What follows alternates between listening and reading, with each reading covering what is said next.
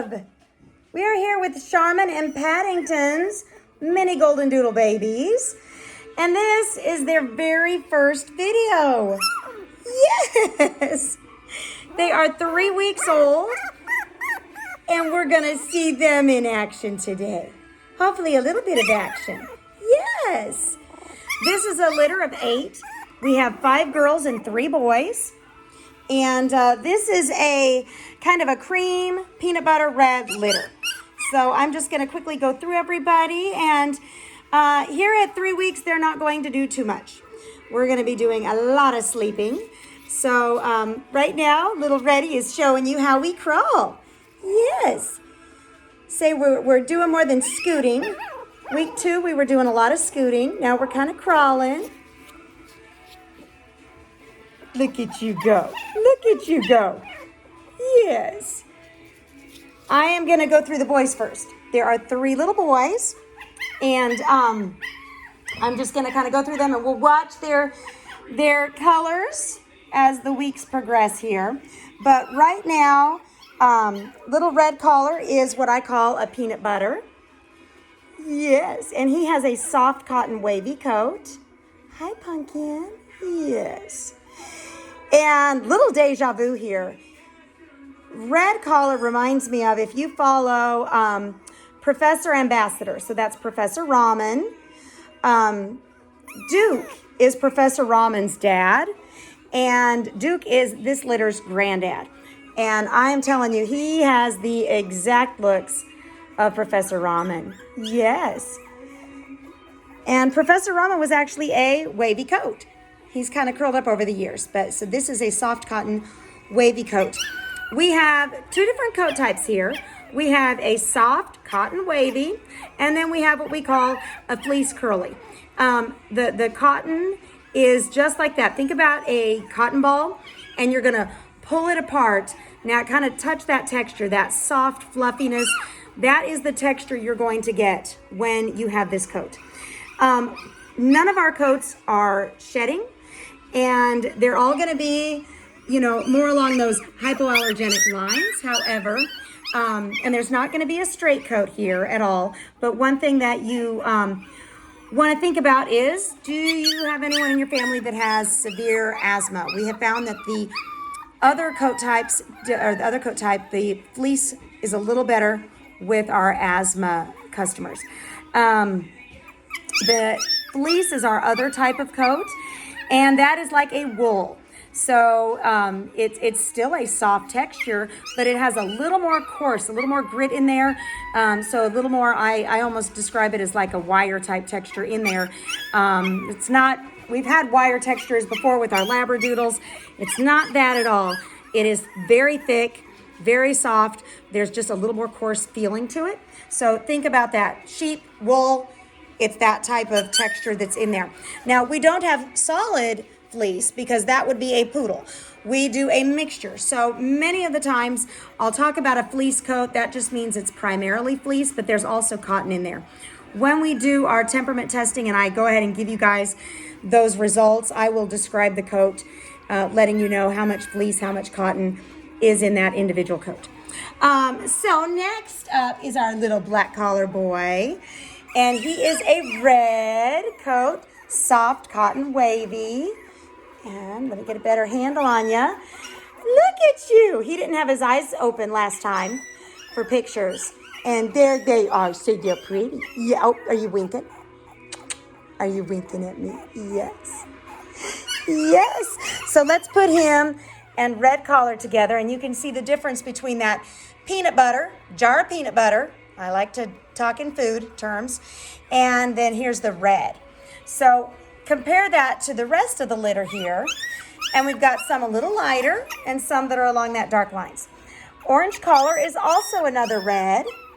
And he is a soft cotton wavy. And look at that face. Oh my goodness. I'm going to keep you.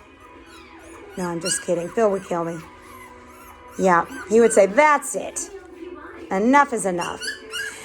So he has another red coat, probably not quite as dark as black collar. There's the 3 boys together.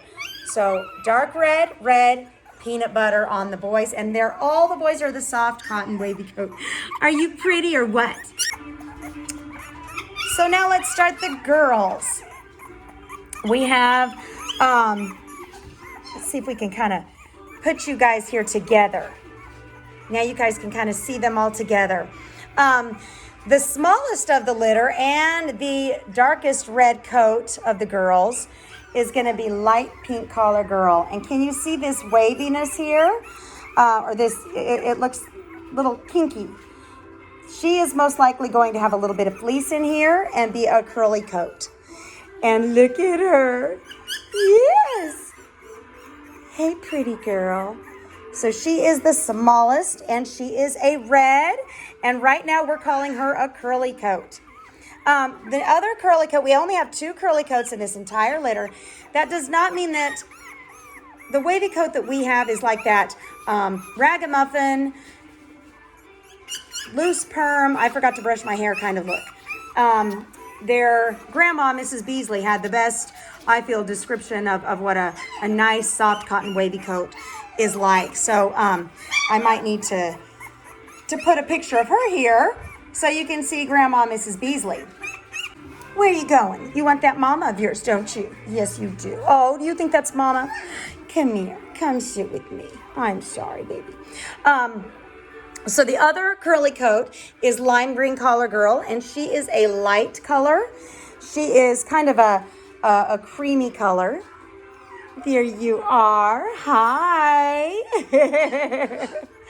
Hi, baby. So our Charmin and Paddington litter is a combination of 2 of our most famous, most treasured litters. Our Mrs. Beasley, Mr. Bean, reds, and that line is combined with our Duke and Daphne lines. All of those 4 dogs are blended down into here. Yes. So Paddington is a Mrs. Beasley, Mr. Bean puppy. And Mrs. Beasley was an F1 Goldendoodle, and Mr. Bean, not to be confused with Beans. Beans is a whole different puppy, not same lines at all, not related in any way, shape, or form. But Mr. Bean, he was our poodle line that did all of our red litters way back when. Anyway, so that is Paddington, and these are Paddington babies. Oh, look at you. See, I'm already down. Doesn't take much for us to get tired, huh? Duke and Daphne. Duke and Daphne are the blonde side, and that's where we get this beautiful mix. So little lime green reminds me of our Duke and Daphne puppies of the past. Yes. Hi. Look at that paw. Look at that baby paw. You know what I need to start doing is doing baby paw prints. Do you think I should do that? I think I should start doing newborn paw prints. You know, like you would take home your paw print or paw print. Guys, I'm mixing too much today. Your human baby handprints and footprints. I don't know if they even do handprints anymore. Back when my older kids were little, we did handprints, and then of course my younger 3 being in the NICU, Ava had a handprint just because she was in there for holidays, and we were able to get that. But anyway, I should do little baby paw prints, like the first one and mid-time, and then when they go home or something. Yeah, let's just add. Yeah, my husband's probably like, thank you. Let's just add to all that we're going to need to be doing. All right, next up, let's take little purple girl. She is a soft cotton wavy, and she is bordering the light red and peanut butter. I would call her a peanut butter, but she's, look at her next to the white there. If she was in a litter of reds, you would still probably call her a light red, but she's kind of peanut butter. Hi there. Yeah. She's not as small as light pink, but she's on the smaller side. Another one on the smaller side is turquoise collar girl. She is a cream, soft cotton wavy coat. Hi, pretty. Yes. Oh, aren't you pretty? You're so sweet. And then dark pink collar girl. I usually put dark pink on a chunky one, you know. Dark pink collar girl. And you can see she's got a lot of red on the top there. Now look around her eyes. Can you see how it's lightening up and around the face? She is most likely going what I call an apricot color. So it's kind of got a little bit of a two-tone where there's light underneath and then a little lighter. So right now she does resemble kind of a peanut butter, but you can see those cream tendencies are coming out. She's one of those that we're just gonna have to watch that coat. If you like the lighter color, then she would probably be good for you. If you like the peanut butter, she would even be good for you. Can you see that? It's kind of got a lighter color underneath. Yes, oh my goodness. You are smart. You know where Mama is and you're trying to get to Mama. Oh, I'm sorry. I'll make it fast. I will. Poor little pumpkin noodle. Yes. Yeah, I gotcha. I gotcha. Let's get that sweet spot there. So week 3. Last week they had their first preventative deworming. That is something that we do every 2 weeks until they go home. They have not started gruel yet. They literally have just turned 3 weeks old. So they will be starting gruel this next week. So after the weekend, gruel is our mixture. It's our puppy mush, our first food. It's a mixture of our premium puppy food, milk formula. We call it a milk replacer, a nutritional supplement, and some warm water. We blend that all up in the blender to make it kind of like a thick oatmeal consistency. And it is sweet, it is yummy, and it has extra calories. And it gives everything that they need with a little bit of that formula. We don't give them a full amount of formula, just a little bit in there to kind of help supplement. There's 8 babies here. Charmin is a mini Goldendoodle, but she's not huge.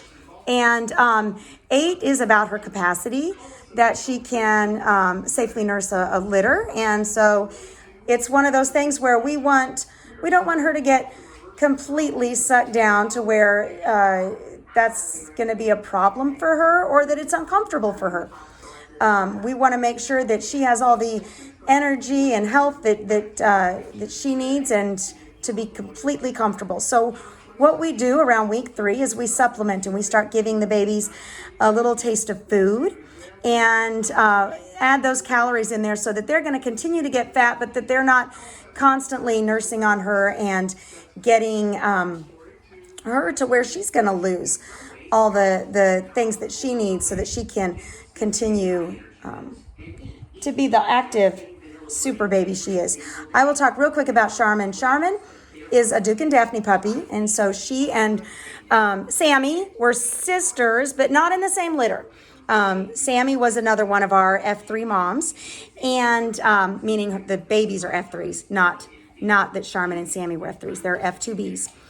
And so I would say Sammy, both of them have very, very similar characteristics of being very good mamas, very caring mamas. Wonderful, wonderful mamas. They create beautiful babies. And both had a serious attachment to me. So Sammy was just my dog. And I would say Sammy was a little more like Daphne. And Charmin is a little more like Duke. But she's one of those that she just comes out and literally just has to hug me and be next to me. She's a very emotional dog, feeling your emotions. So this is a great combination for our service dogs. Pet therapy dogs, anybody who is wanting to go into those kind of services. It's a great size. It's not a big size, but big enough to have the bone structure to do what you need them to do in many cases. So just a thought there. Our Duke and Daphne dogs, we had so many service dogs come out of that. Probably more therapy dogs with Mrs. Beasley's litters, but we did get some more service dogs in there as well. They're just incredibly intelligent, and adding that extra little sixth sense and feeling in there really does make them perfect for any therapy as well. All right, guys, I'm going to let you guys go, and I know it's a short video today, but we don't do much at week 3. Next week, they're going to be a little more active. Week 5 is when you're really going to see them do their thing. And then already week 6 is going to be puppy picking. It's going to go fast for me. And you guys will be getting out next week. You'll be getting out some emails the address to where you're going to be coming to pick them up to the farm, and then of course our puppy picking instructions, so you know exactly how picking is going to work, and that can help prepare you. All right, guys, we will see you next week.